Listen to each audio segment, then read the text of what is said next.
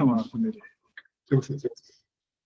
இன்றைய தினம் அடியனுக்கு ரஞ்சிதாமணி அம்மா அவர்கள் உத்தரவு வழங்கலாம். சிவாய் ஐயா, நால்வர் துதி பாடி ஆரம்பிக்கலாம்ங்க ஐயா. திருவடி சரணம்.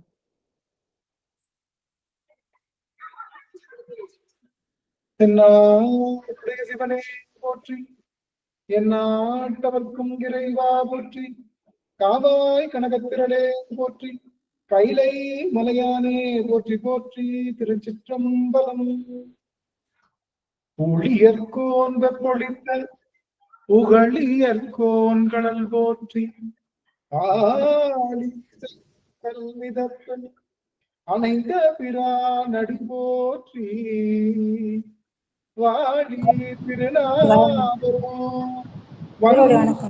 பதம் போற்றி,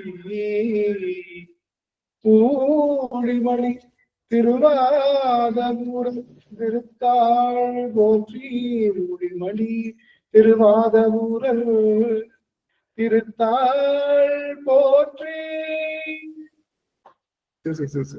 ஆடல் வல்லான் சொக்கநாதருடைய திருவள்ளும், அங்கேற்கண்ணி மீனாட்சியுடைய திருவள்ளும், மாணிக்க வாசருடைய குருவர்களும் ஒன்றாக சேர்த்து இந்த திருவாசக சிந்தனை அமர்வு என்ற நிலைக்களத்தை நமக்கு பரிசாக தந்திருக்கின்றது. அப்பேற்பட்ட குருவருடையும் திருவருடையும் அடியேன் மனம் மொழி மெய்களினாலே வழிபாடு செய்கின்றேன். மேலும் இங்கு குழுமிருக்கக்கூடிய அத்துணை அடியார்களுடைய திருவடி தாமரைகளையும் அடியேன் சென்னிமேல் சூட்டி அகழ்கின்றேன். திருச்சிற்றம்பலம். சிவாயனம் சிவாயனம்.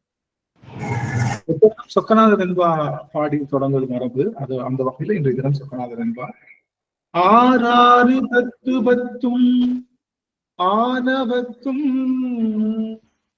சாராமல் மாறாத பேரின்ப வாரிதியே பேராக சார்ந்திருக்க வல்ல சதுரல் உலத்துவாய் ஆர்ந்திருக்கும் சொக்கநாதா, ஆர்ந்திருக்கும் சொக்கநாதா. சொக்கநாதருடைய பெரும் கருணையினாலே நாம் தொடர்ந்து இந்த அருள் பத்து என்ற பதிகத்தை சிந்தித்து வருகின்றோம். அந்த வகையிலே இன்றைய தினம் முதல் பாடல் மற்றும் இரண்டாம் பாடலுக்கான அந்த விளக்கத்தை சிந்திப்பதற்கு நமக்கு திருவருள் கூட்டி இருக்கின்றோம். அருள் பத்து அப்படிங்கிறது நமக்கு என்ன அப்படின்னா, மகா மாய சுத்தி என்று சொல்லக்கூடிய மிகப்பெரிய அந்த நன்மையை தருகின்றது. மாயையிலிருந்து நாம் நீங்குவது, அதாவது மகா மாயை வேற, நார்மலான மாயை வேற. 364 என்ன போட்டிருக்கேன் சாமி? நானு 61 போட்டேனா? 2 போட்டீங்க ஐயா. அப்படிங்களா சாமி? மன்னிக்கணும் சாமி, மன்னிக்கணும். அது அடியேன் இப்ப பழைய இதுல காப்பி பண்ணி பேசி போனேன், மன்னிக்கணும். அப்போ நம்ம ரெக்கார்டிங்ல கரெக்டா போட்டுறேன், மன்னிக்கணும். அதை கரெக்டா சொல்லியிருக்கீங்க. ஆக இந்த மகா மாய சுத்திக்கும் நார்மலான சுத்திக்கும் நார்மல் மாயைக்கும் நிறைய வித்தியாசம். மாயையிலேயே 2 மாயை உண்டு. நமக்கு இருக்கிற மாயை பேரு மாயை. அது மாயையோடைய மொத்த வடிவத்துக்கு பேரு மாயேயம்னு சொல்லுவாங்க. ஆக மொத்த மாயையிலிருந்து நீங்குவதுக்குதான் இறைவனுடைய அருள் சக்தி நம்ம கிட்ட கிடைக்கிறது. கொஞ்ச நஞ்சம் மாயையிலிருந்து நீங்கிறது அப்படின்னா திரும்பவும் இருளுக்கு போவதற்கான வாய்ப்பு ஏற்படுது. அதனால அந்த கொஞ்ச நஞ்சம் மாயையும் இல்லாமல் முழுவதுமாக இறைவனுடைய திருவருளை பெறுவதற்காக நாம் செய்கின்ற அந்த ஒரு மிகப்பெரிய தவம் தான் இந்த அருள் பத்து. இந்த அருள் பத்து அப்படிங்கிற இதுல நம்ம முதல் பாடல் தான் நம்ம பார்த்திருக்கோம். அதுல ஒரே ஒரு விஷயம் நான் எடுத்துக்கிறேன். நான் அடியன் புத்தகத்தை அவசரத்துல வீட்டிலேயே விட்டு வந்துட்டேன். இது இனிமே அடியார்கிட்ட தான் சொல்லி யாராவது இதுதான் போட்டு எனக்கு என்னமோ புத்தகத்துல படிச்சே பழக்கமாயிடுச்சு.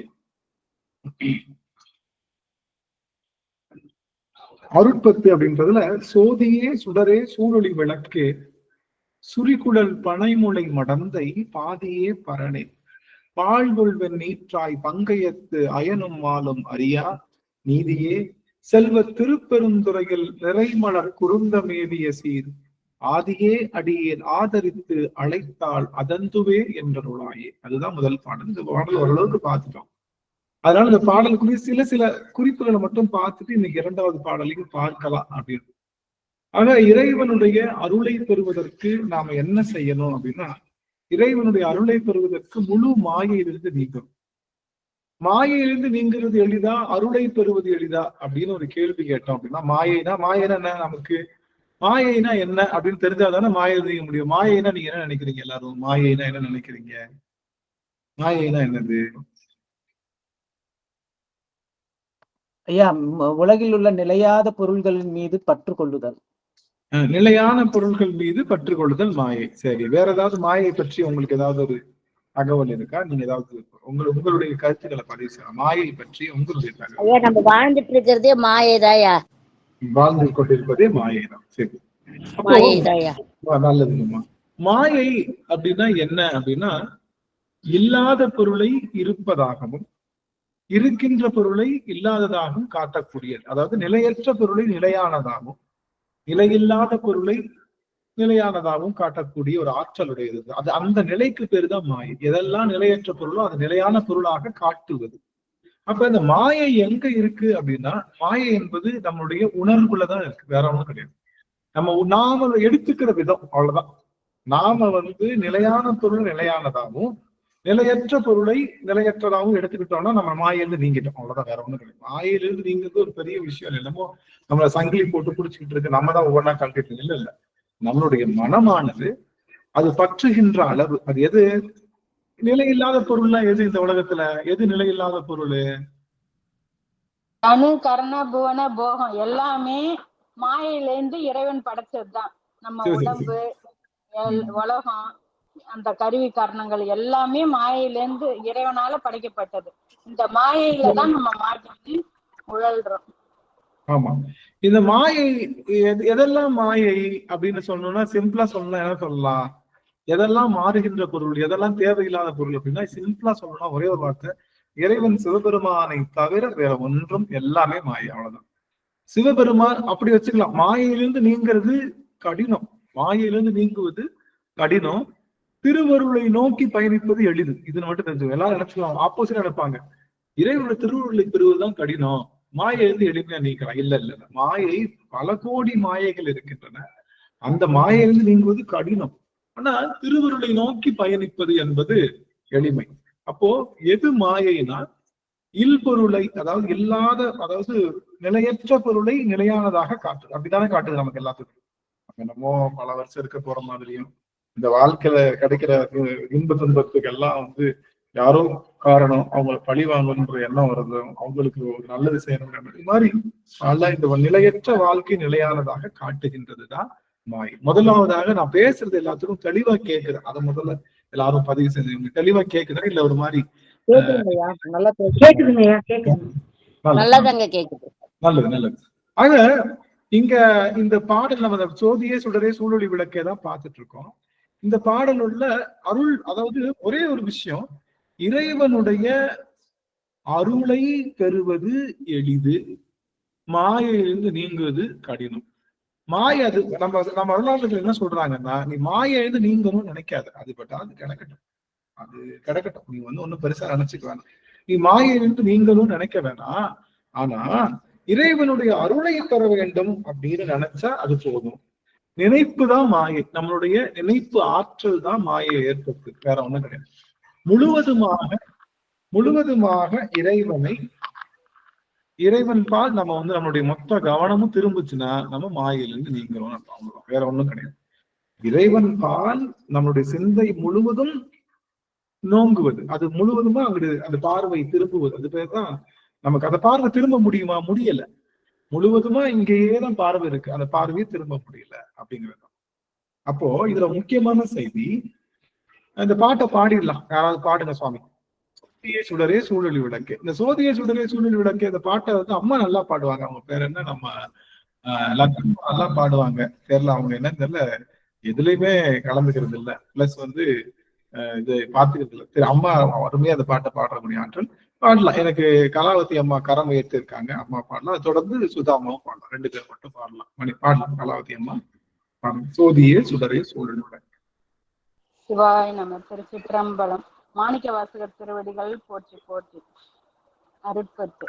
சோதியே சுடரே சூழ்வொளி விளக்கே சூரி குழல் பனை மூளை மடந்தை பாதியே பரணே பால் கொள் வெண்ணீற்றாய் பங்கையத்தையனும் மலரியா நீதிய செல்வ திருப்பெருந்துறையில் நிறைமலர் குருந்தம் மேவிய சீர் ஆதியே அடியே ஆதரி தழைத்தால் அதந்துவே என்றருளாயே. சிவ சிவ சிவ சிவ. நன்றிங்க சுவாமி, அருமை அருமை. சுத்தாம்மா சுவாமி. ஐயா திருவடி வணக்கங்க. அனைத்து அடியார் திருவடி வணக்கம். ஜோதியே சுடரே சூழொழி விளக்கே சுரி குழல் பனை மூளை மடந்தை பாதியே பரனே பால் கொள்வின் நீற்றாய் பங்கயத்தையனும் மாலரியா நீதியே செல்வ திருப்பெருந்துறையுள் நிறைமலர் குருந்தம் மேவிய சீர் ஆதியே அடியேன் ஆதரித்தழைத்தால் அது என்று அருளாயே. ஆதியே அடி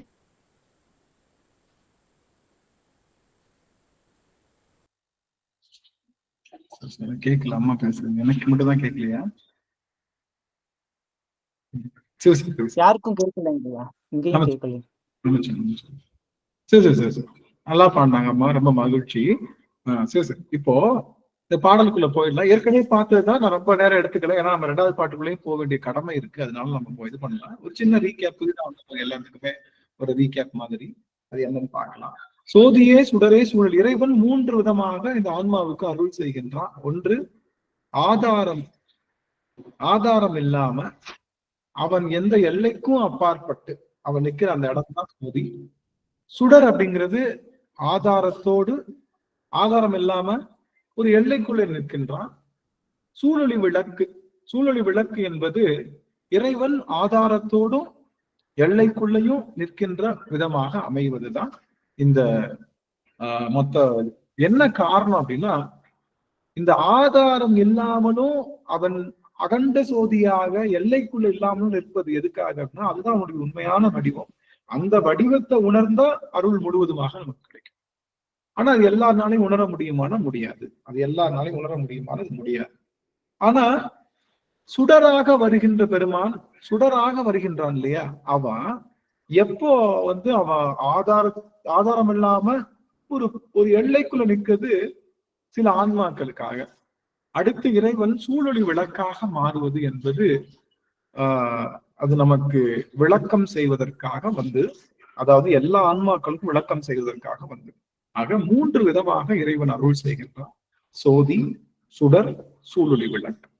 இந்த சூழொளி விளக்கு என்பது அடியார்களுக்கும் ஆன்மாக்களுக்கும் விளக்கம் செய்வதற்காக தூளமாக இறைவன் எழுந்தருளுகிறது.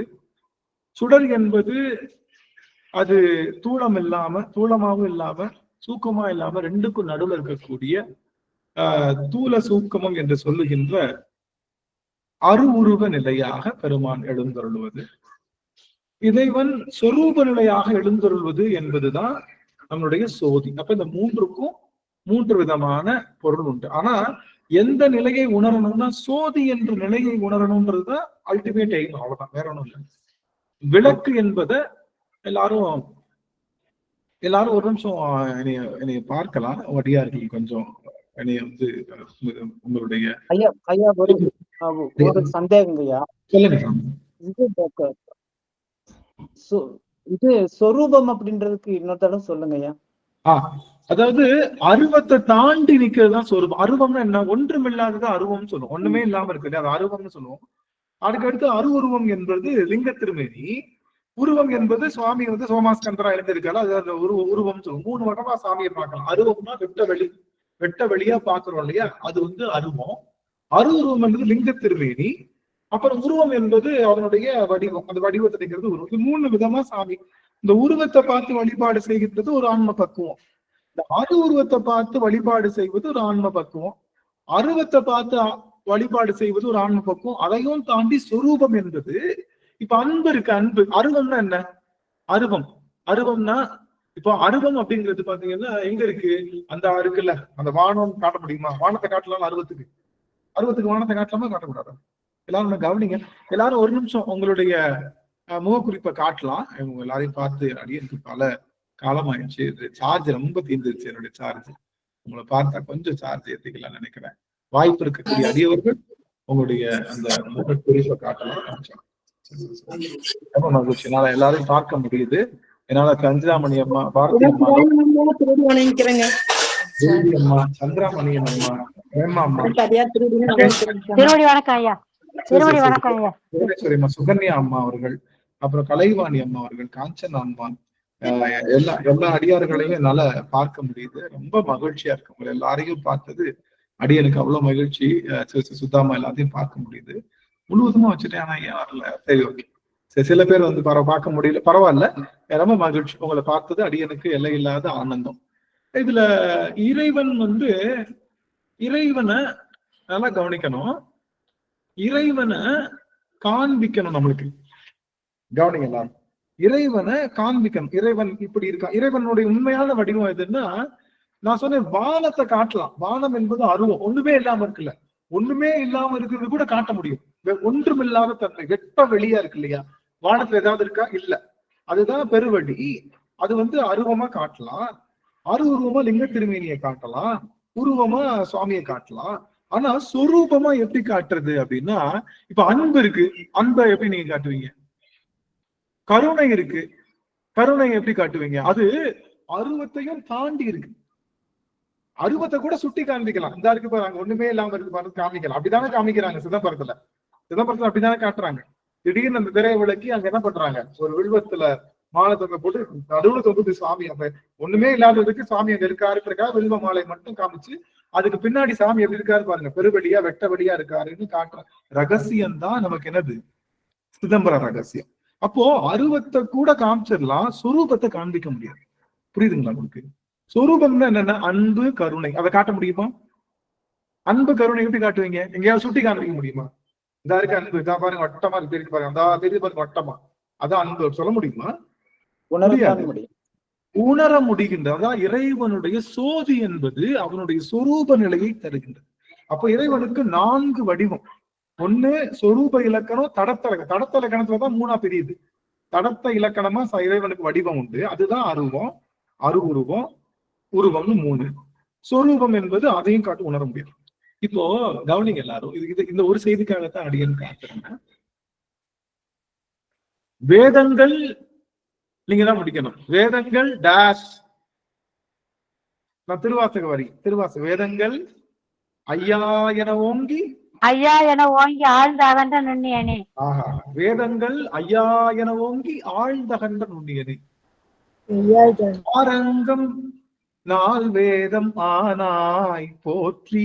இறைவன் ஆரங்கமும் 4 வேதமும் ஆகி நிற்கின்றான்.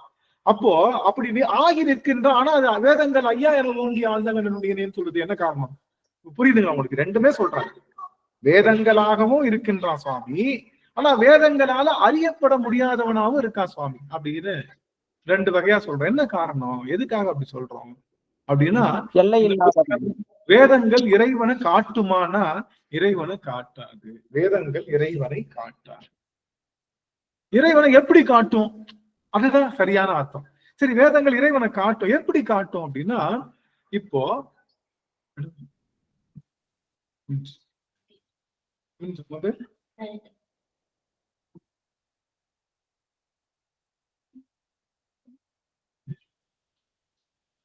வேதங்கள் ஐயா என ஓங்கி ஆழ்ந்து அகன்ற நுண்ணியனேன்னு சொல்றேங்க. வேதங்கள் ஐயான்னு கூப்பிடுதான். அடுத்து இறைவன் என்ன சொன்னாங்க? ஆரங்கம் 4 வேதம் ஆனாய் நீயே. இறைவன் 4 வேதங்களாகவும் இருக்கின்றான் அப்படின்னு சொல்றாங்க. எப்படி காட்டுது வேதங்கள் அப்படின்னா, இப்போ அருந்ததி, எல்லார் வீட்லயும் அருந்ததி நட்சத்திரம் பார்ப்பாங்க. எப்போ பார்ப்பாங்க? பாக்குறீங்களா? நம்ம கல்யாணத்தப்போ அருந்ததி நட்சத்திரம் காட்டுவாங்க இல்ல? அம்மை மிதித்து அருந்ததி நட்சத்திரம் காட்டுவாங்க. எதுக்காக அந்த அருந்ததி நட்சத்திரம் காட்டுறாங்க அப்படின்னா, இந்த ஒரு இடம் எனக்கு யார் முகமும் தெரியலையே, எனக்கு யாராவது தெரிஞ்சாதான் நாங்க இது பதில் சொல்ல முடியும். நிறைய பேர் தெரியல, எல்லாரும் என்ன பண்ணிட்டாங்கன்னு தெரியல. ரொம்ப நாள் கழிச்சு பாக்குறோம். ஒரு கொஞ்ச நேரம் பார்க்க, கொஞ்ச நேரம் கூட, ஏன்னா கொஞ்சம் அட்டென்ஷன் தேவைப்படுது. இந்த இடத்துல அட்டென்ஷன் தேவைப்படுது. தெரிஞ்சதுன்னா ஏற்கனவே சொன்னதுதான் இது. கொஞ்சம் நீங்க கொஞ்சம் இருந்துக்கிட்டே நல்லா இருக்கு. அருந்ததி ஏன் பார்க்கணும் அப்படின்னு சொல்லுவோம். அருந்ததி ஏன் பார்க்கணும் அப்படின்னா கற்புக்கரசி அது இதுன்னு பல விஷயங்கள் உண்டு. ஆனா சைவ சித்தாந்தப்படி அதுக்கு பேர் என்னன்னா நியாயம். தூளா அருந்ததி நியாயம்னு ஒரு நியாயம் இருக்கு. தூளா அருந்ததி நியாயம்னு ஒரு நியாயம் உண்டு. நியாயம்னா அதுக்கு நான் பின்னாடி வர்றேன். நியாயம்னா ஒரு கொள்கை, அதுதான். இப்போ ஒன்றுமே தெரியாதவன் ஒரு குழந்தைகிட்ட நீங்க அருந்ததி நட்சத்திரத்தை காட்டணும். எப்படி காட்டுவீங்க? நட்சத்திரம்னா என்னன்னே தெரியாது, அதுக்கு வானம்னாலே என்னன்னு தெரியாது. புரியுதுங்களா உங்களுக்கு? வானம்னாலே என்னன்னு தெரியாது, நட்சத்திரம்னா என்னன்னு தெரியாது, அருந்ததினா என்னன்னு தெரியாது. அந்த குழந்தைக்கு நீங்க காட்டணும் அப்படின்னு என்ன பண்ணுவாங்க அந்த காலத்துல? தூள அருந்ததி நியாயம். பக்கத்துல ஒரு நட்சத்திரம் தெரியுதுன்னு சொல்லுவாங்க ஐயா. அதுதான், நிலாவும் தெரியாது, நிலாவும் தெரியாது அந்த குழந்தைக்கு. அதனால என்ன பண்ணுவாங்களா அந்த காலத்துல? முதல்ல மரம் காட்டுவாங்களா. மரம் இருக்கு இல்லையா? மரம் தெரியும், பக்கத்துலயே தானே இருக்கு மரம். அந்த மரத்தை பார்க்க முடியும் பக்கத்துல. இந்த மரத்தை பாருன்னா மரத்தினுடைய உச்சியை காட்டுவாங்க. அந்த தெரிஞ்சு மரம் உச்சி அப்படின்னா, ஆமா தெரியுது, மரம் உச்சி தெரியுதான்னு கேட்டா தெரியும் அப்படின்னு. மரம் உச்சி பக்கத்துல ஒரு நட்சத்திரம் தெரியுதா அப்படின்னு கேட்டா ஆமா அப்படின்னுமா. அப்போ அந்த குழந்தைக்கு என்ன சொல்லுவாங்களா? அது பேருதான் அருந்ததி அப்படின்னுவாங்க. ஆனா அருந்ததி நட்சத்திரம் அதுவா? இல்ல. அதனால அருந்ததி நட்சத்திரம் கிடையாது. ஆனா அதுக்கு புரியணுன்றதுக்காக என்ன சொல்றாங்க? அந்த ஒரு மரம் முதல் இடத்துல நட்சத்திரம் காட்டுறாங்க. என்ன பண்ணாங்க? அந்த தெரியுதா மரம், அந்த மரம் தெரியுதா? ஆமான்னு அந்த மரத்தை உணர்ந்தவொடனே அது பக்கத்துல இருக்கக்கூடிய நட்சத்திரத்தை காமிட்டு அதுதான் அருந்ததி நட்சத்திரம் அப்படின்னு சொல்லுவாங்க. ரொம்ப நாள் சொல்ல மாட்டாங்க, அது அந்த நட்சத்திரத்தை பார்த்துட்டே இருக்கும். அப்புறம் கூப்பிடுவாங்க, இங்க வா, அந்த தெரியுது மரத்து பக்கத்துல நட்சத்திரம் இருக்குல்ல, அந்த நட்சத்திரம் கிடையாது, அந்த அருக்கு பாரு ஒரு துருவ நட்சத்திரம், துருவத்துல இருக்க பெரிய அந்த நட்சத்திரம் தான் அருந்ததி சொல்லுவாங்க. ஆனா அப்பயும் அது அருந்ததி இல்லை. அருந்ததி கண்ணுக்கு தெரியுமா? அருந்ததி கண்ணுக்கு தெரியாத நட்சத்திரம். தெரிஞ்சுக்கோங்க, அருந்ததி யாரு கண்ணுக்கும் தெரியாத நட்சத்திரம். அப்போ அதை காட்டுறப்போ அந்த குழந்தை இதுதான் அருந்ததியா, ஓகே அப்படின்னு சொல்லி முடிவு பண்ணும். அப்புறம் சொல்லுவாங்க, நட்சத்திரம் என்னன்னு தெரிஞ்சுக்கிச்சா? வானத்துலதான் இருக்கும், நிலவு இல்லாதப்பதான் வரும். புரிஞ்சுதான்? முதல்ல மரத்தை காமிச்சு, மரத்து பக்கத்துல கூடிய நட்சத்திரத்தை காமிச்சு, அதுக்கப்புறம் துருவ நட்சத்திரம் காமிச்சு. இப்ப சொல்லுவாங்க, இந்த நட்சத்திரம் ரெண்டா தெரியுது, ரெண்டா இருந்தா எப்படி இருக்கும்? உன்னால அசியூம் பண்ண முடியுதான்னு சொன்னா அப்பதான் அந்த குழந்தைக்கு அசம்ஷனுக்கே வரும். ஓ, இந்த நட்சத்திரம் அந்த பாரு 2 நட்சத்திரம் ஒட்டி தெரியுதா, அந்த நட்சத்திரம் தான் அருந்ததின்னு சொல்லுவாங்க. அதுவும் அருந்ததி கிடையாது. அதுவும் அருந்ததி. அந்த தெரியுது பக்கத்துல 2 நட்சத்திரம், ஆமா அந்த 2 நட்சத்திரத்துக்கு பேரு தான் அருந்ததி. அதுக்கப்புறம் சொல்லுவாங்க, பல காலம் கழிச்சு, இந்த 2 நட்சத்திரம் இருக்கு இல்லையா, கண்ணுக்கே தெரியாது. ஆனா இந்த 2 நட்சத்திரம் ஒன்னா ஒட்டி இருந்தா எப்படி இருக்குமோ அதுக்கு பேருதான் அருந்ததின்னு சொல்லுவாங்க. அதுக்கு பேரு தான் அருந்ததிய பார்க்கணும்னு சொல்லு. அருந்ததி யாரு கண்ணுக்கும் தெரியாது. என்ன காரணம்? இப்ப நல்லா புரிஞ்சுக்கோங்க, கண்ணுக்கே தெரியாத ஒரு பொருளை கண்ணுக்கு தெரிஞ்ச பொருளோடு சொல்லி ஒப்பிட்டு அவர்களை அந்த கன்வின்ஸுக்கு கொண்டு வர்றதுக்கு பேருதான் அருந்ததி நியாயம்னு பேர். வேற ஒண்ணும் இல்லை. கண்ணுக்கு தெரியாத ஒரு பொருளை, உணர முடியாத பொருளை உணரக்கூடியவையற்றெல்லாம் காண்பித்து உணராத பொருளின் தன்மையை சொல்லி தருவதுதான் என்னது? எது? இந்த தூளா அருந்ததி நியாயம் அப்படின்னு சொல்லக்கூடிய நியாயம். அது போல இந்த வேதங்கள்லாம் எப்படி காட்டுதான்? அந்த மரம் தெரியுது பாத்தீங்களா, மரம் தெரியுதான்னு கேட்டா என்ன சொல்லுது பாத்தீங்களா? மரம் தெரியுதான் சொல்லுது இல்ல, அந்த மரம் தெரியுதான்னு சொல்றது பேரு தான் வேதம்.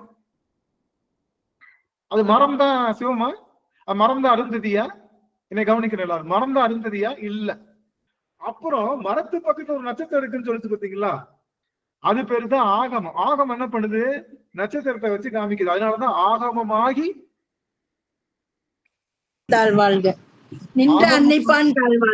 அன்னிப்பான் தாழ்வு. ஆகமம் தெரிஞ்சிட்டனால இறைவனை தெரிஞ்சிட முடியுமான்னு தெரியாது.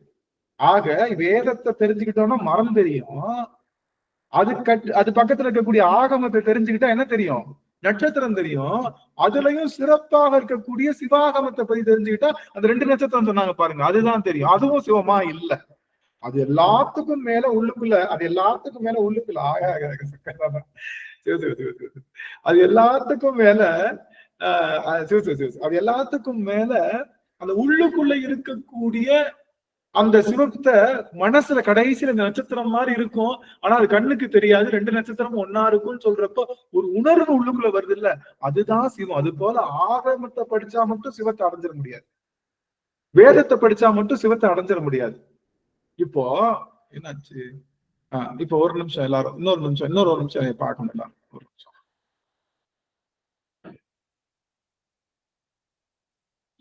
சில பேர் என்ன நினைக்கிறாங்கன்னா, வேதத்தை அறிஞ்சா மட்டும் போதும், நான் சிவத்தை முழுசா தெரிஞ்சுக்கிட்டேன். எனக்கு ஆகமத்தை நான் எல்லாம் கரைச்சு குடிச்சிட்டேன்.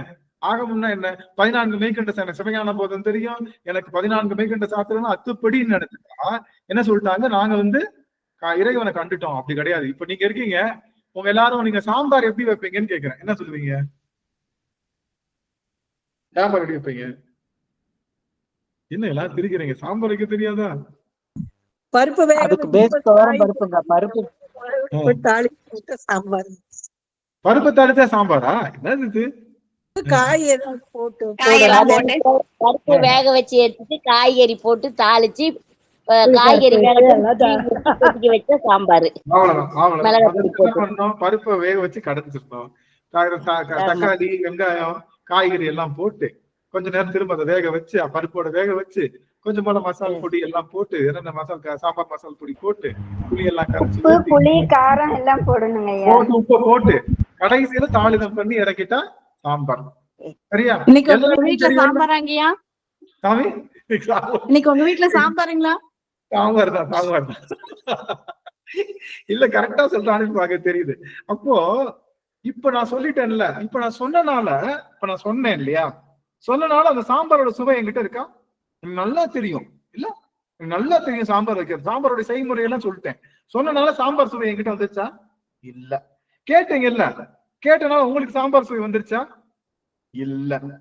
கேட்ட உங்களுக்கும் சாம்பார் சுவை இல்ல, சொன்ன எனக்கும் சாம்பார் சுவை இல்ல. சாம்பாரை ருசிக்கிறவனுக்கு மட்டும்தான் சாம்பார் சுவை.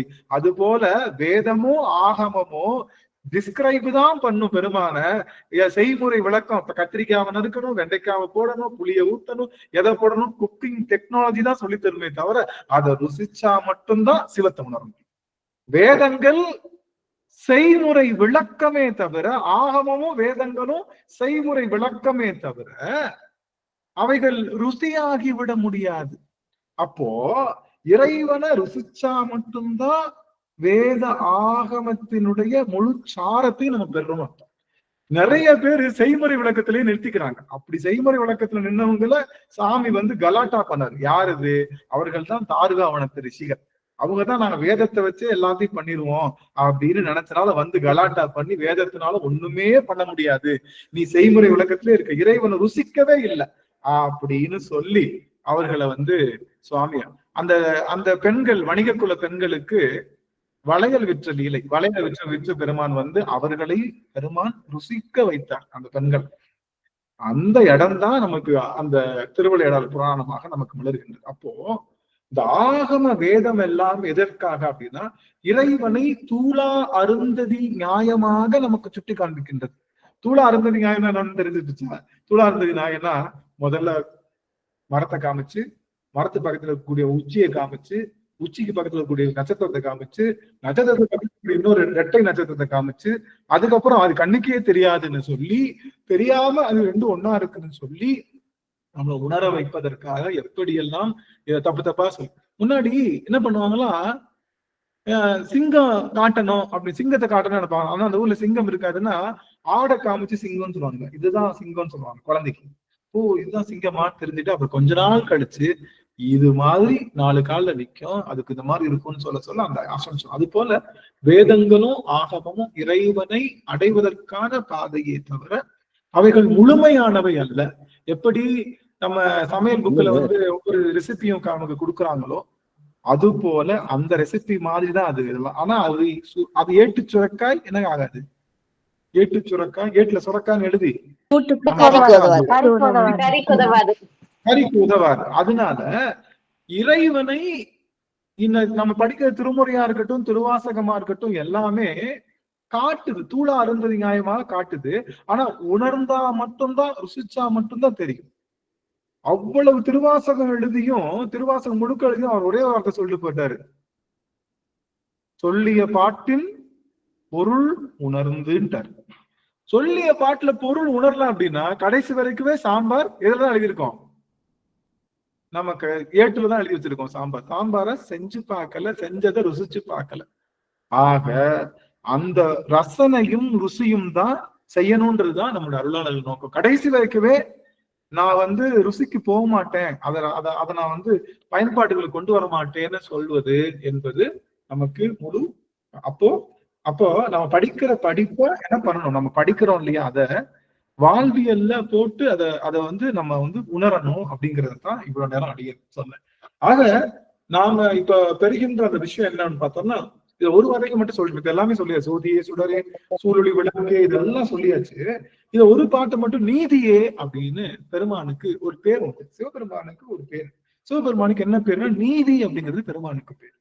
சிவபெருமானுக்கு நீதினா என்ன அப்படின்னா, நீதினா என்ன, நீதினா என்ன சாமி? அறம் ஐயா, அறம் கோட்பாடு அப்படின்னு அறம் சொல்லுவாங்க. அப்படிங்கிறது நீதியா? சரி, ஓகே. வேற கோட்பாடு. கோட்பாடு உண்மையா இருக்குதுங்க ஐயா.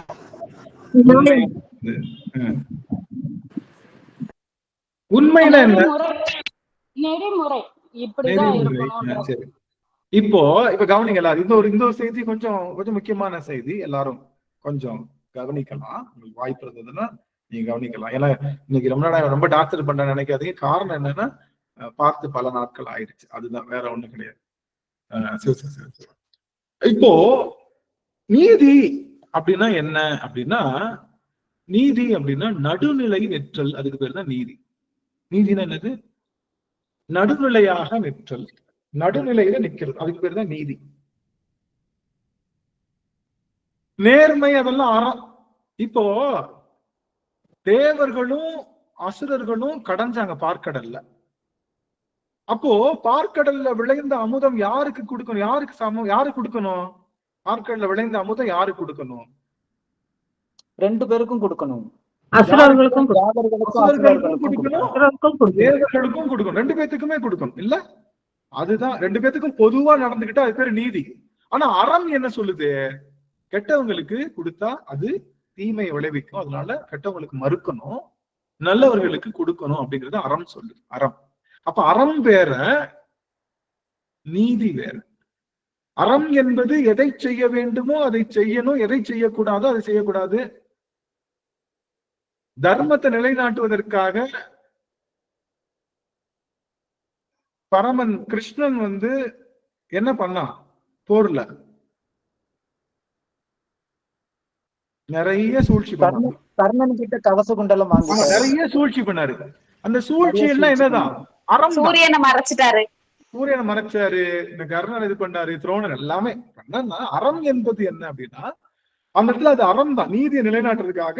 நீதினா என்ன? நடு, அதாவது எல்லாத்துக்கும் நடுத்தன்மையா இருக்கிறதுக்கு பேரு தான் நீதி.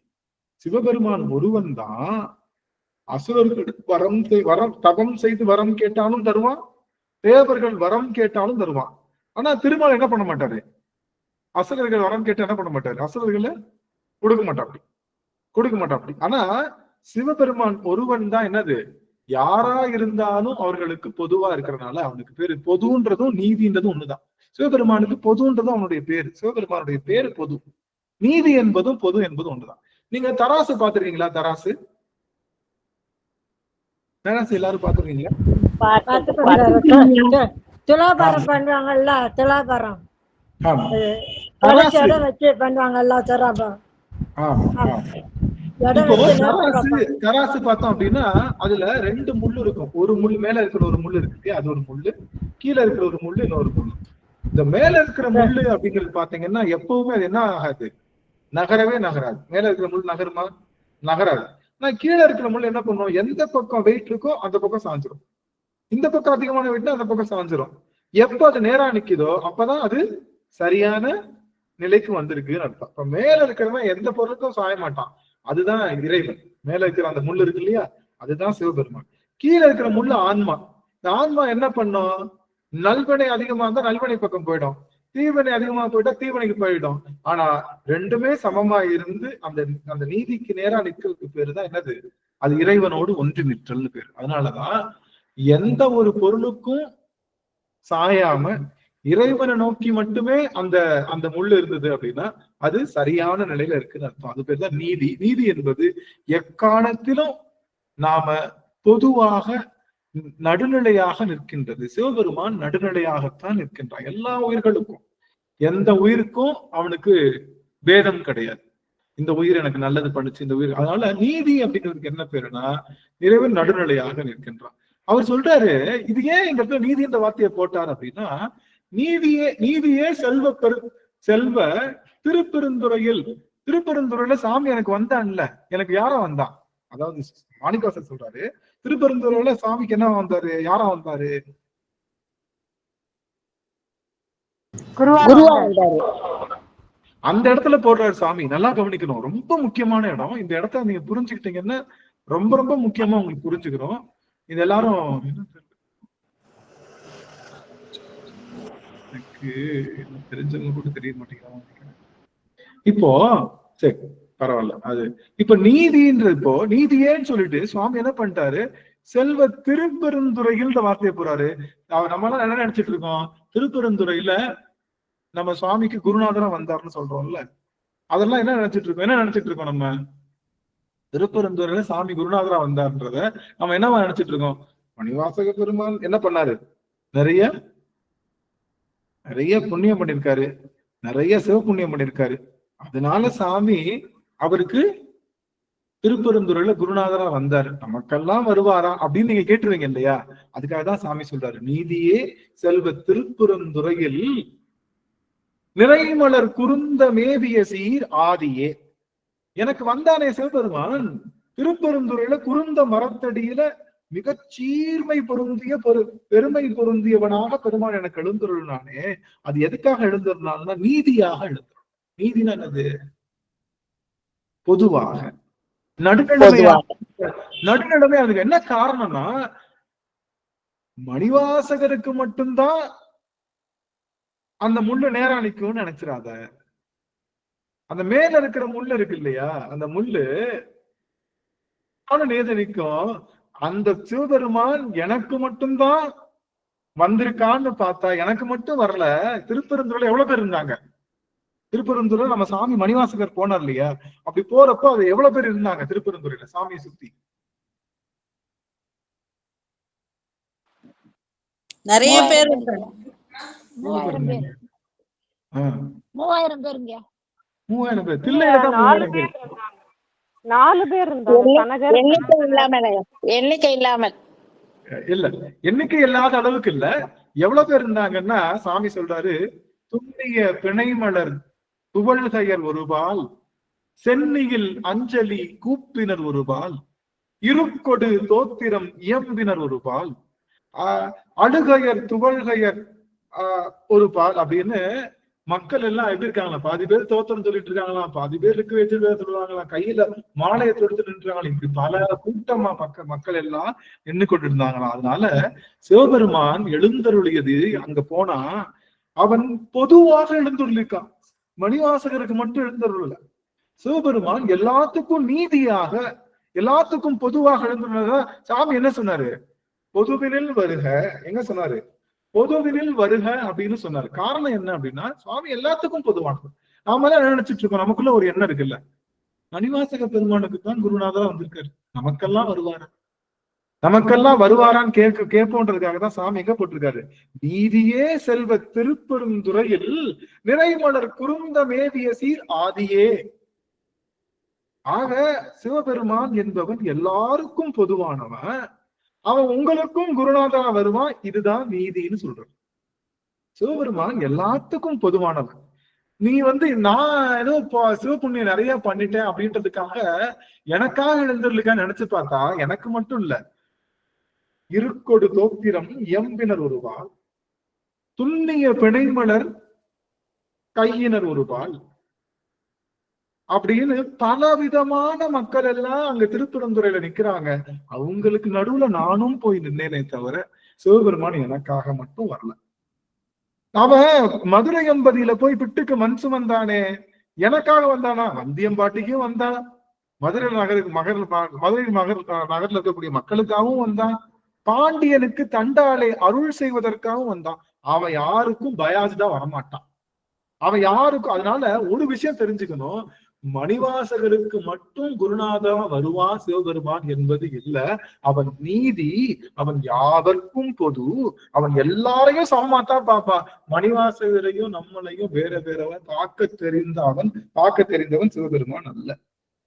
மணிவாசகர் அவ்வளோ உருகி எழுத மணிவாசகரையும் ஒன்றுமே போதா நாயனையும் எதுக்குமே போதா நாயனையும் ஒரே மாதிரி பார்க்கக்கூடிய பேராற்றல் உடையவர் சிவபெருமான். அதனால ஒரு நாள் கூட நீங்க தப்பா நினைச்சாதீங்க, அவருக்குத்தான் செய்வா. அம்மா வந்து மூத்த பிள்ளைக்கு தான் செய்யும், இந்த பிள்ளைக்கு செய்யாது அப்படின்றது கிடையாது. எல்லா பிள்ளையும் சமமா பாவிக்கக்கூடிய ஆற்றல் உடையவள் தான் தாய். அந்த தாயிலும் சிறந்த தயாவான தத்துவன் சிவபெருமான். அதனால சிவபெருமான் என்பவர் எல்லா உயிர்களுக்கும் குருநாதன். அதனாலதான் எந்த குரு எழுந்திருந்தாலும் அது குருந்த மேவிய சீர் குருநாதனாகவே பார்க்கலாம். அவ்வளவுதான். நாம பார்க்கிற பார்வையில தான் என்ன இருக்கு, நாம பார்க்கிற பார்வையில தான் அது சிவமா, அது மானுட சட்டையா. எல்லாரும் சொல்லுவாங்க நமக்கு மானுட சட்டை தாங்கி. இல்ல, மானுட சக்தி தாங்கி வந்தாலும் உள்ள நின்று நிற்பது குருநாதருக்கு. அந்த குருந்த மேவிய மரத்தின் சீரடியாக நின்ற அந்த சத்குருநாதன் தான் எல்லா அடியார்களும். அங்க வரக்கூடிய கரண்ட்டை யார் எடுத்தாலும் கரண்ட் தான். நம்ம டிரான்ஸ்பார்மர்ல 440 வோல்ட் வர கரண்ட் நான் எங்க வீட்டுல எடுத்தாலும் கரண்ட் தான், பக்கத்து வீட்டுக்காரங்க எடுத்தாலும் கரண்ட். அது போல இறைவனுடைய முழு ஆற்றல் பொருந்தியவராக குருநாதரை வழிபட வேண்டும் என்பதைத்தான் சாமியை சொல்றேன். நீதியே செல்வ திருப்பெருந்துறையில் நிறைமலர் குருந்த மேவிய சீர் ஆதியே. புரியுதுங்களா? ஆதியே. அப்போ எல்லாத்துக்கும் ஆதியானவனும் அவன் தான், எல்லாத்துக்கும் குருநாதரா இருக்கவும் அவன் தான். அவனுக்கு பாகுபாடு கிடையாது. நாம எல்லாம் சொல்றோம், எப்படி சொல்லியிருக்கோம், இவருக்கு அம்மா அப்பாவா இருந்தாரு. யாருக்கு? ஞானசம்பந்தருக்கு அம்மா அப்பா. நம்ம நாவுக்கரசருக்கு ஆண்டான் எஜமானனாக இருந்த அப்படி. நம்மளுடைய நாவுக்கரச பெருமானுக்கு நண்பனா இருக்கு அப்படி. நம்மளுடைய சுந்தரருக்கு நண்பருங்க ஐயா, சுந்தரருக்கு நண்பரா இருந்தாரு. அதுக்கப்புறம் நம்ம மணிவாசக பெருமானுக்கு குருநாதராக அப்படி நம்ம கிளாஸிஃபை பண்றோம்.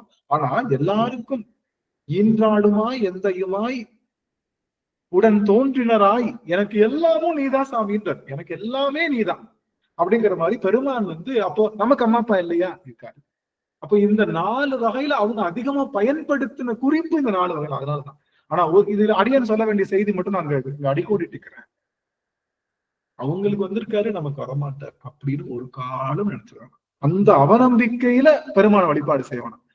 அவருக்கு எப்படி வந்தாரோ அதே மாதிரி எனக்கும் வருவான்ற முழு நம்பிக்கையில இறங்கி அவர் குருந்த மேவிய சீர் வந்தானா நமக்கு எந்த மரத்து கீழே வருவாரு நம்ம பார்க்கக்கூடிய பார்வைதான் நமக்கு வேண்டும். அவருக்கு தான் வருவாரு, நமக்கு வரமாட்டாரு அப்படின்ற எண்ணத்துல ஒரு காலம் பக்தி செய்து விட வேண்டாம். பெருமானுக்கு பேர் என்ன? சிவபெருமானுக்கு பேர் நீதினு பேர். சிவபெருமானுக்கு நீதி. நீதினா என்ன அர்த்தம்? நீதினா என்ன? இப்பதான் சொன்னோம் என்ன சாமி? நீதினா என்ன? நீதினா பொது. அவன் எல்லாருக்கும் பொது. நம்ம தப்பு பண்ணிருக்கோம், தப்பு பண்ணல, நமக்கு சிவபுண்ணியம் இல்ல, பாவம் பண்ணிருக்கோம், பாவம் பண்ணல, நமக்கு எப்படி இருந்தாலும் எல்லாருக்கும் பொதுவா. அப்படி பொதுவா நினைச்சனாலதான் இன்னைக்கும் இந்த உயிருக்கு உடல் கொடுத்து ஒவ்வொரு நிமிஷமும் என்ன பண்ணிட்டு இருக்கான், கண்ணை உணர்த்தி கொண்டே இருக்கின்றான். கொஞ்சம் வேகமா வந்ததுன்னா பிள்ளைய வேகமா பாஸ் பண்ணிடுவோம், மெதுவா வந்தா மெதுவா பாஸ் பண்ணுவோம். ஆனா பாஸ் என்பது உறுதி. பாஸ் என்பது உறுதி. ஒரு நிமிடம் சாமி.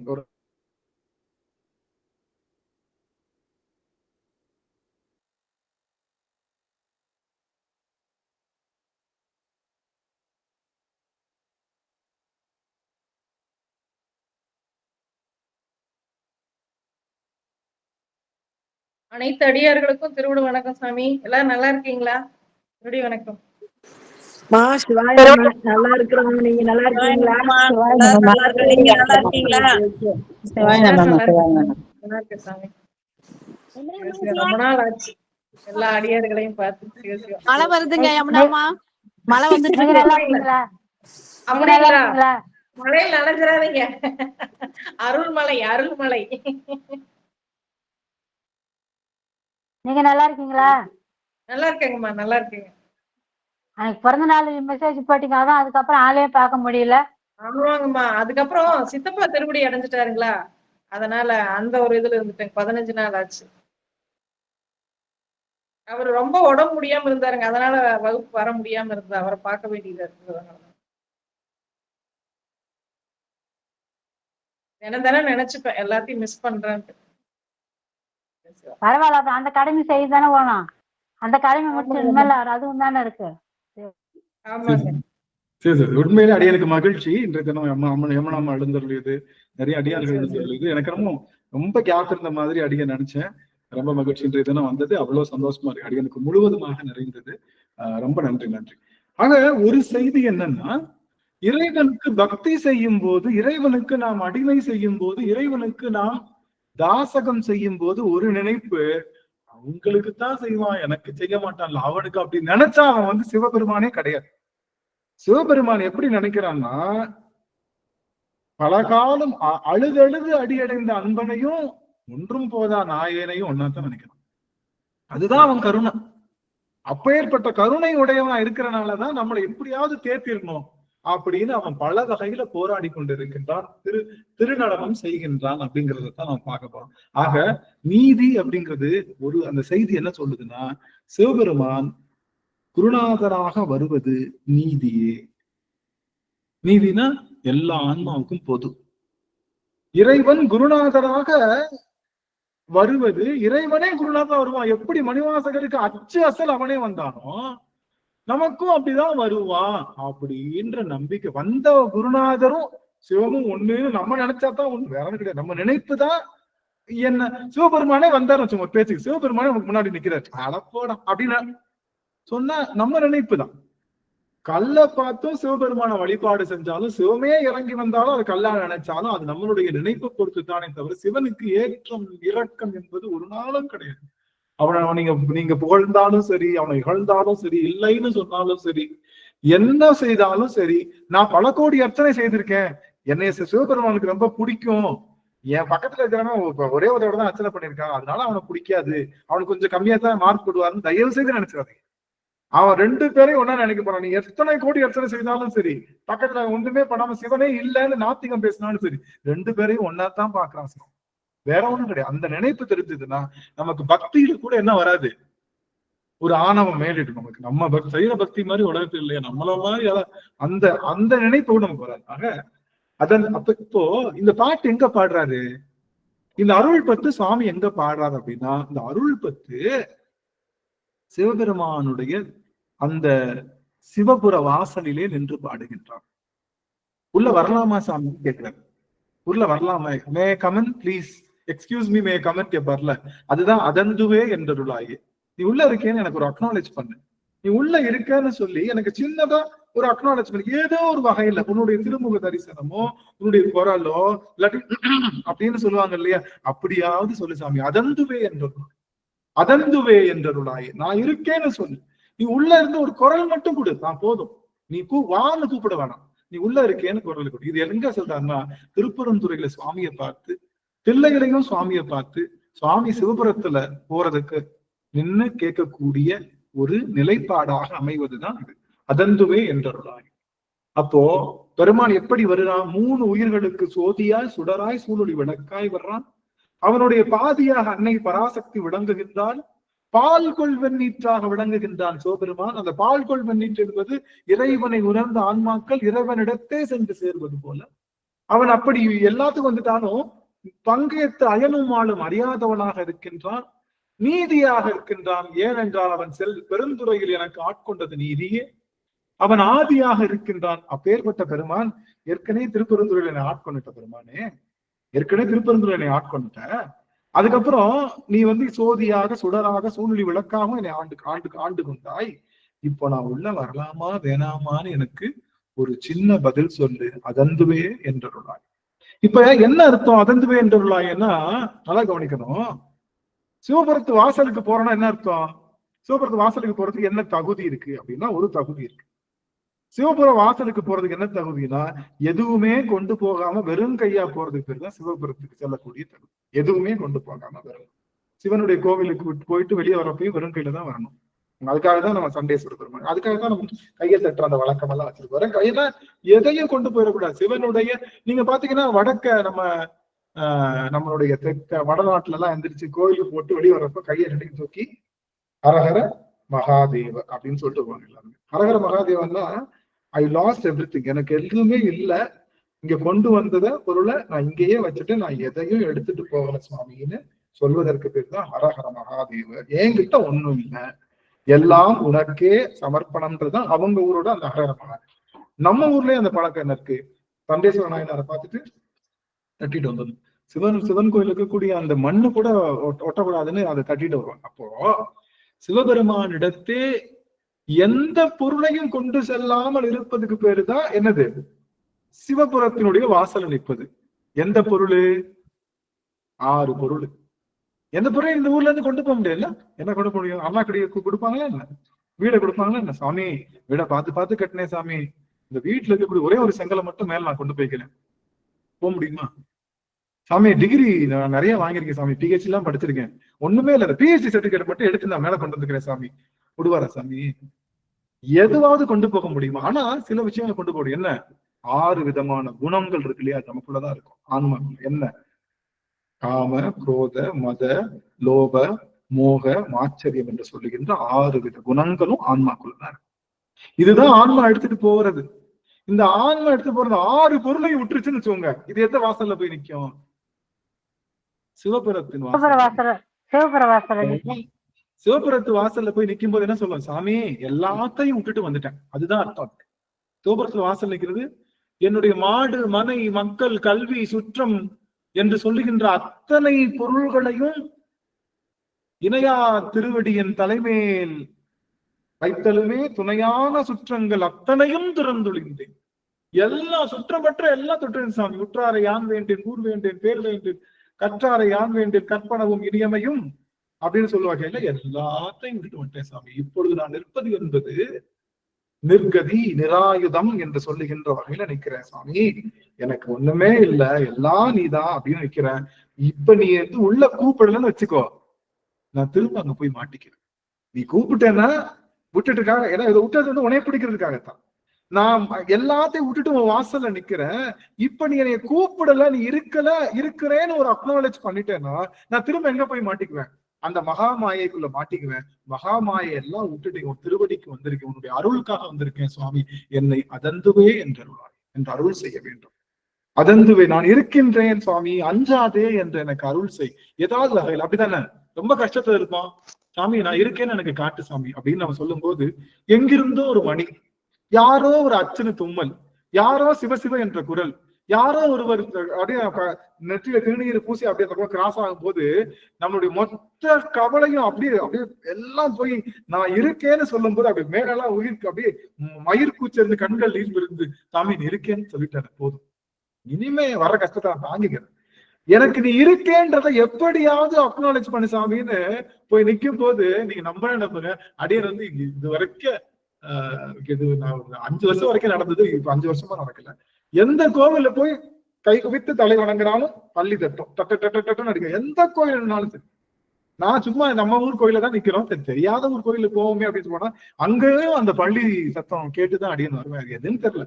அப்போ எனக்கு ஒரு மகிழ்ச்சி இருக்கும், பெருமானே உன்னை வழிபடுவதை ஏதோ ஒரு வகையில நீ அக்னாலேஜ் பண்ற, என்னமோ செய்யற சாமி அப்படின்னு. அப்போ நமக்கு அந்த அக்னாலேஜ்மெண்ட் தேவைப்படுது. அப்போ இறைவனை முழுவதுமாக உணர்ந்து உலக பொருட்களிலிருந்து நீங்கி அவன் அருளுக்காக நிற்கின்ற தன்மைதான் இந்த அருள் பக்தி.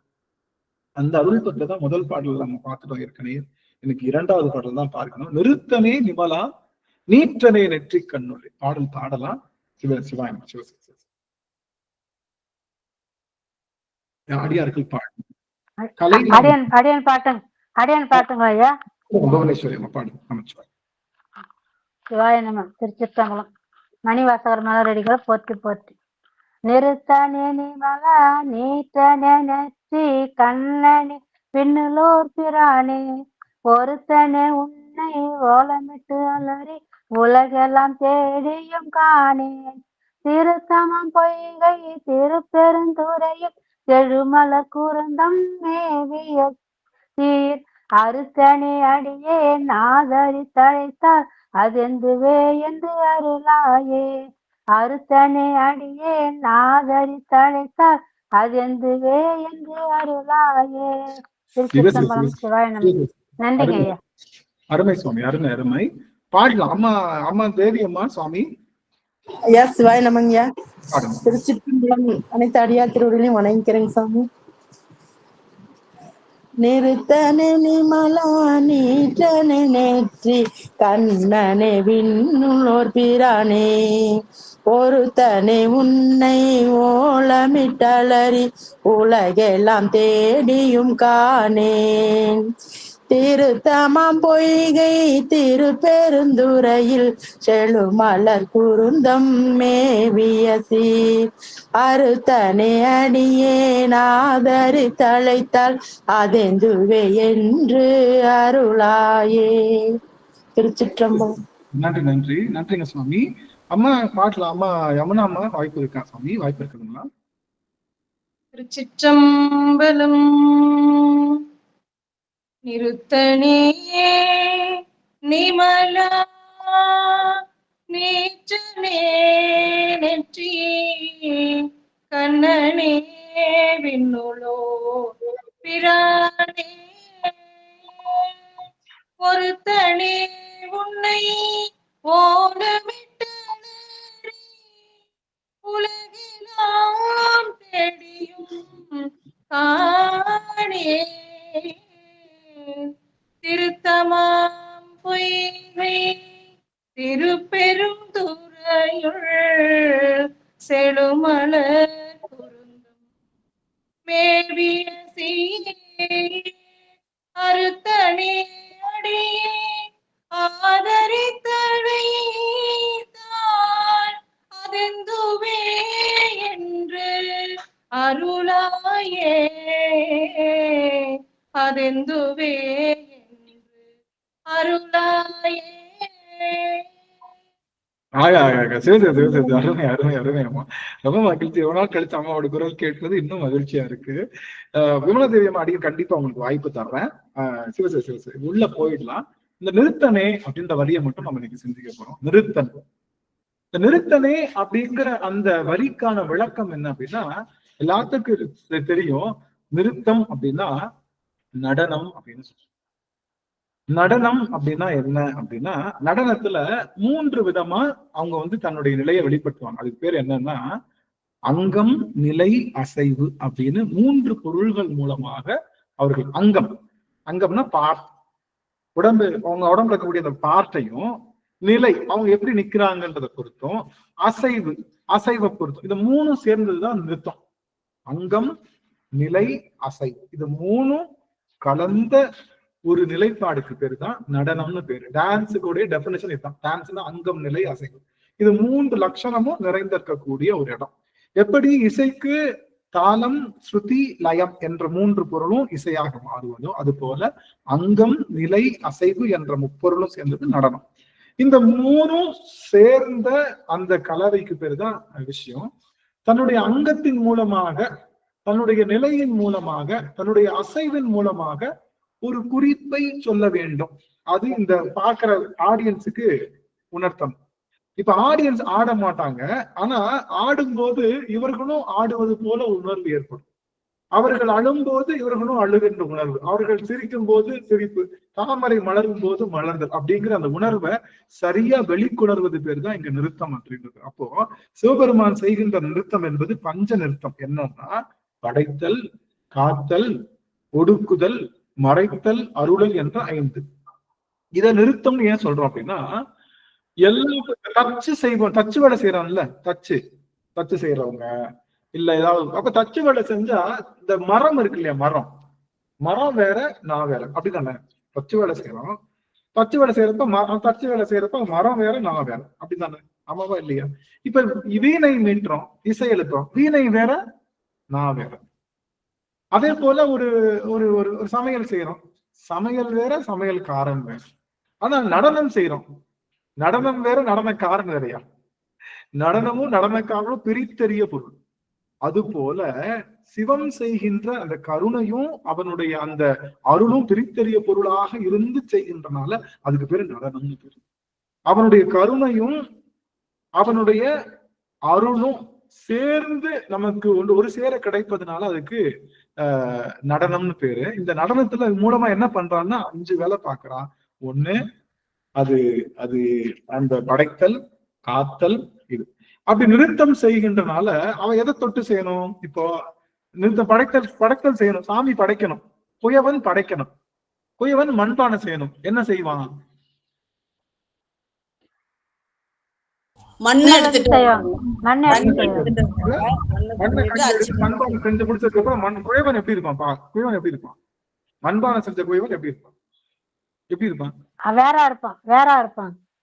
அப்படி சொல்லுங்க. நீங்க அப்சர்வ் பண்ணி சொல்லுங்க எப்படி இருப்பான்? அழுக்கா இருப்பான். அப்படி போடுங்க. அதுதான் கேட்கணும். தச்சு வேலை செஞ்சான்ல அவன் எப்படி இருப்பான்? மரத்தூள் எல்லாம் மூஞ்சில் அடிச்சு, மரமெல்லாம் மூஞ்சில் அடிச்சு அவனும் அழுக்காதான் இருப்பான். சமையல் பார்க்கணும். சமையல் தாய்மார்களுக்கு சொல்லவே தேவையில்லை. அப்பதான் குளிச்சுட்டு ஃப்ரெஷ்ஷா நம்ம என்ன பண்ணுவோம்? அடுப்படிக்குள்ள போவோம். சமைச்சு வர்றதுக்குள்ள அடுப்புல காய்கறி வந்துச்சோ இல்லையோ நாம வந்துதான் வெளியே வருவோம் இல்ல. அது மாதிரி நம்மளும் அழுக்காயிடும். அப்போ ஏதாவது ஒரு கிருத்தியம் பண்ணுன்னு வச்சுக்கோங்க. கிருத்தியம்னா ஏதாவது ஒரு தொழில் பண்றோம், வேலை பண்றோம், என்ன ஆயிடுவோம்? ஏதாவது ஒரு வேலை பார்க்கணும்,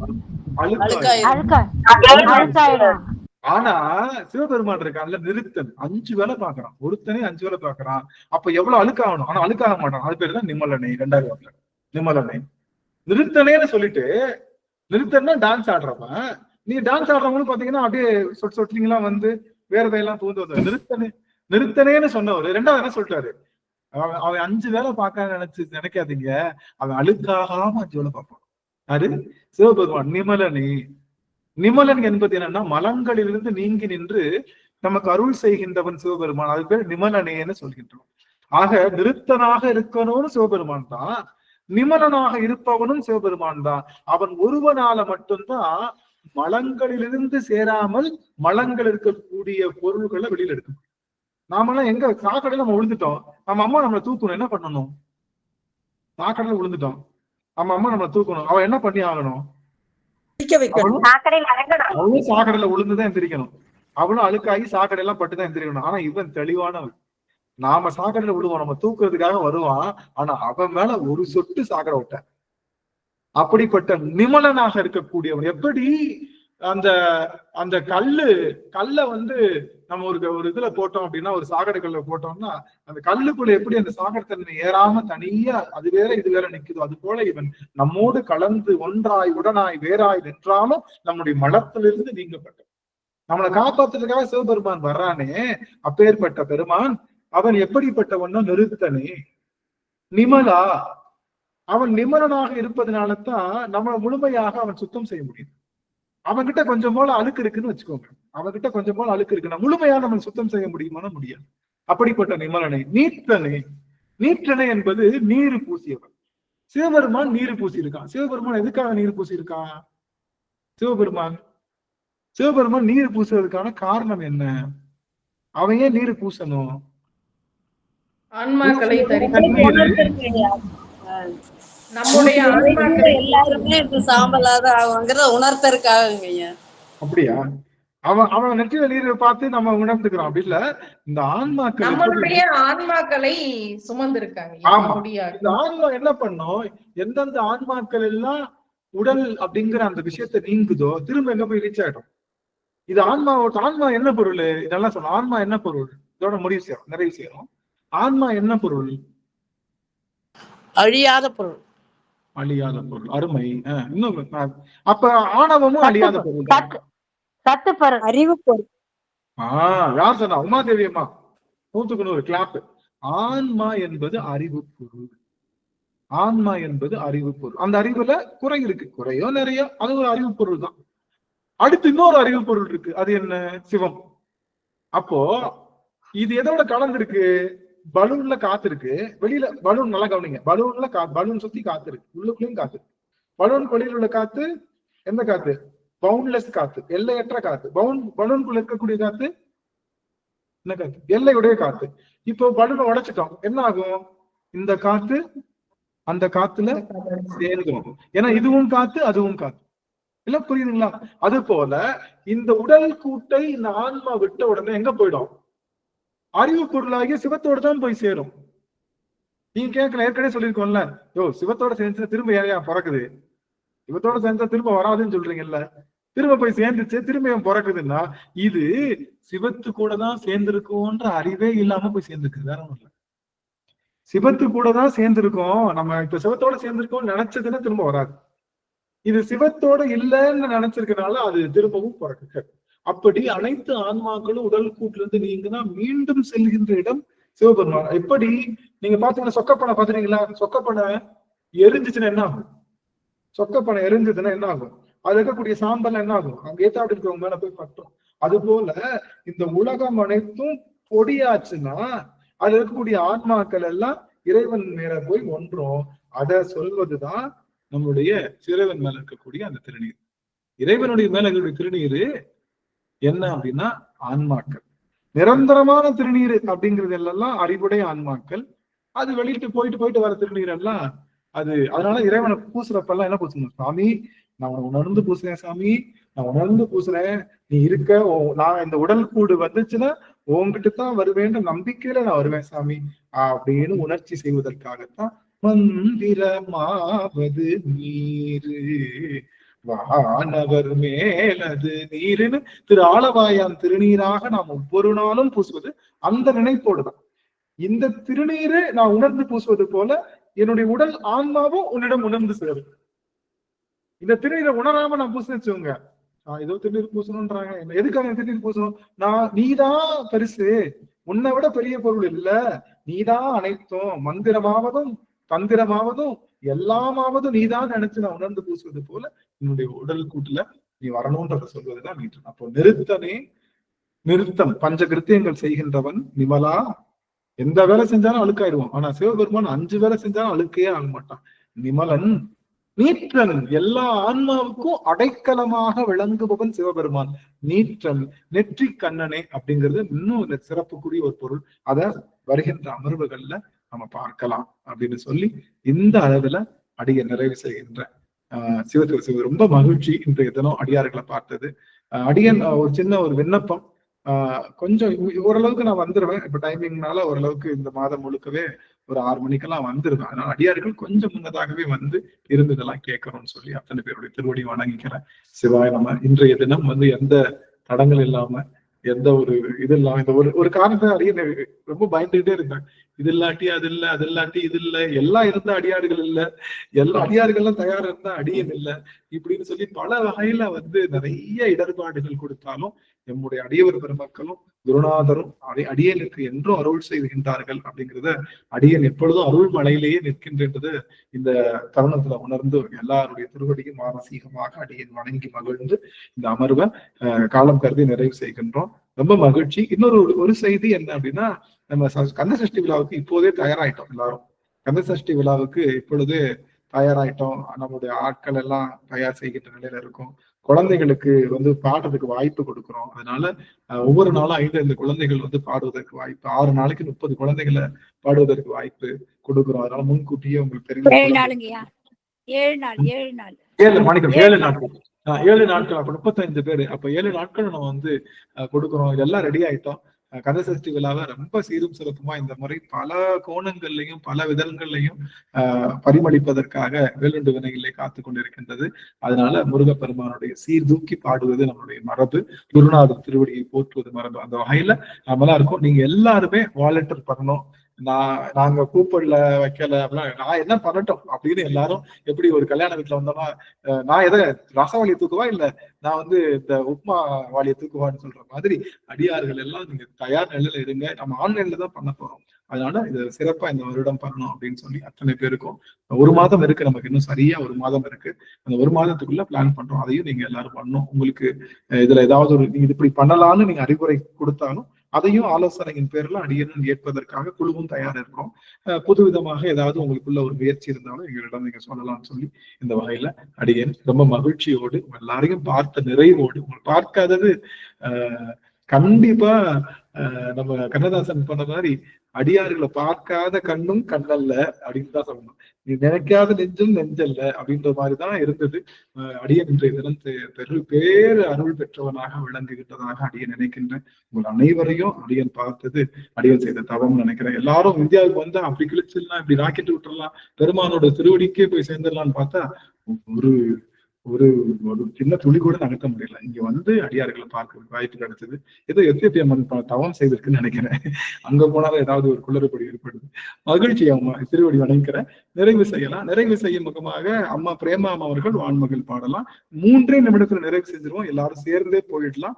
அதிக நேரம் எடுத்துக்கொள்ள மாட்டோம் அப்படின்னு சொல்லி அடியார்கள் பொறுமைக்காகன்னு சொல்லி அம்மா பிரேமா அம்மா வாழ்த்து பாடல் அமைச்சுவாங்க. நாடுடைய சிவனே போற்றி, எந்நாட்டவர்க்கும் இறைவா போற்றி.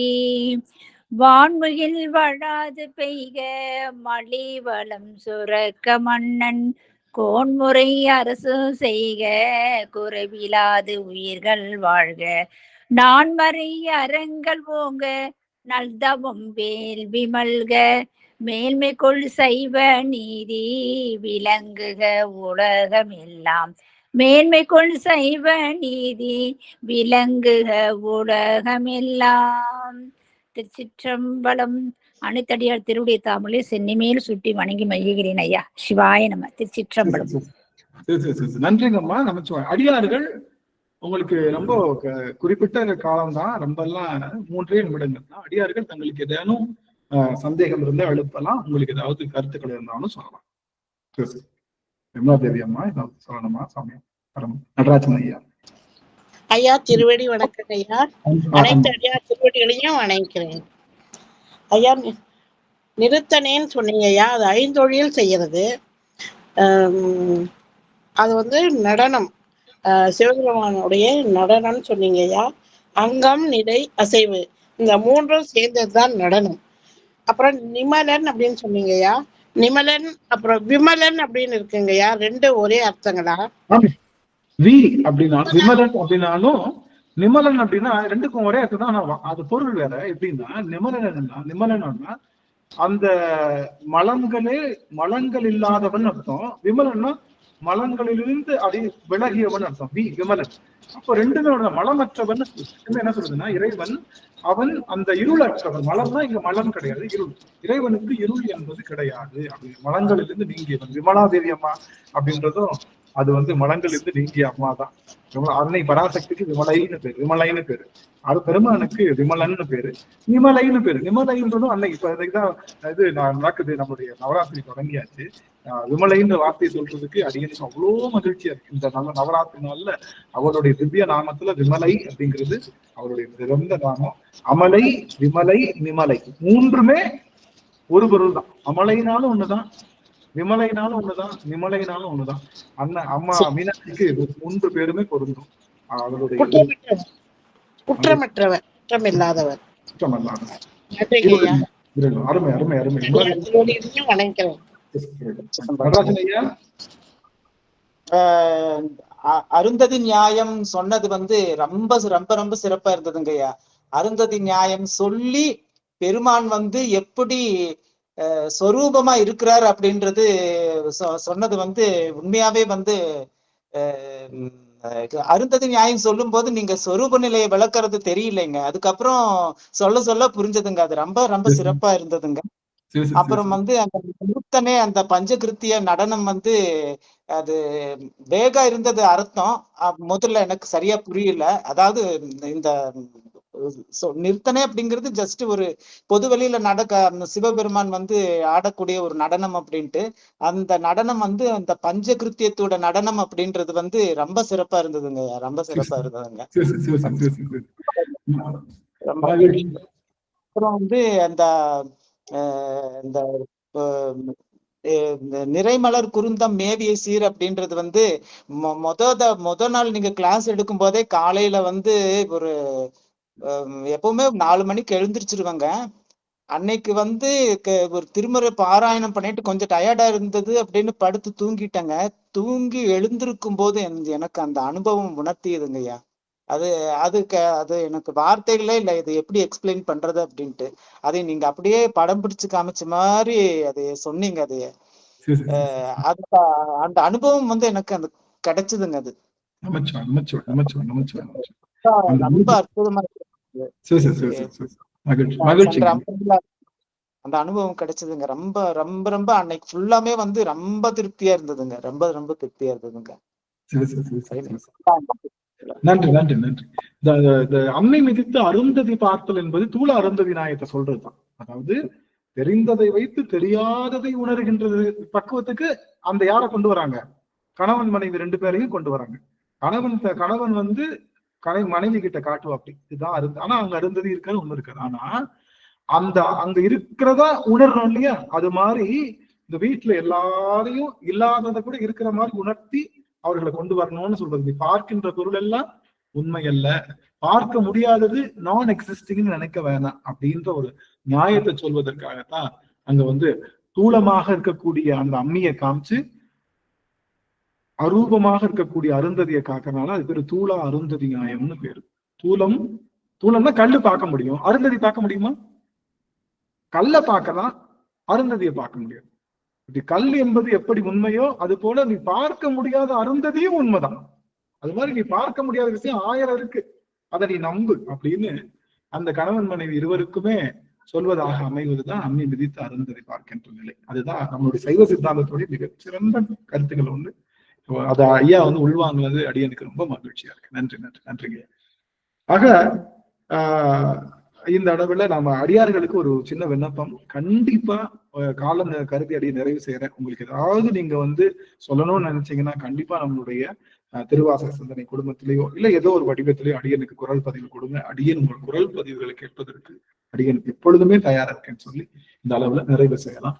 நிறைவு செய்யும் மூலமாக என்னைக்குமே அம்மா வந்திருக்காங்க, அம்மா வந்து அம்மா தான் வந்து வாழ்த்துக்கொண்டு அது கேட்டு கொலகாலம் ஆயிடுச்சு. முருகப்பெருமானுடைய பெரும் கருணை யமனாமா அவர்கள் வாழ்த்துப்படும். திருச்சிற்றம்பலம். வெற்றிவேல் முருகனுக்கு அரோகரா, சக்திவேல் முருகனுக்கு அரோகரா, ஞானவேல் முருகனுக்கு அரகரோகரா. ஆறிரு தடங்கோள் வாழ்க, அருமுகம் வாழ்க, வெற்பை கூறுசை தனிவேல் வாழ்க, குக்குடம் வாழ்க, செவ்வேல் ஏரிய மங்கை வாழ்க, யானை தன் அணங்கு வாழ்க, மாறிலா வள்ளி வாழ்க, வாழ்க சீரடியார் எல்லாம் மாறிலா வள்ளி வாழ்க, வாழ்க சீரடியார் எல்லாம். ஹரஹர பார்வதிபதே, ஹரஹர மகாதேவா. திருச்சிற்றம்பலம். நன்றிங்கய்யா. திருவடி வணக்கம். அனைத்து அடியார் பெருமக்களுடைய திருவடி தாமரைகளை மனம் மொழி மெய்களாலே வணங்கி பணிகிறேன். சிவாய். நன்றிங்க சாமி, நன்றி நன்றி. ரொம்ப வாங்கிக்கலாம். கண்டிப்பா நம்ம அடுத்த அமர்வுல சந்திக்கலாம். நன்றி நன்றிங்க சாமி.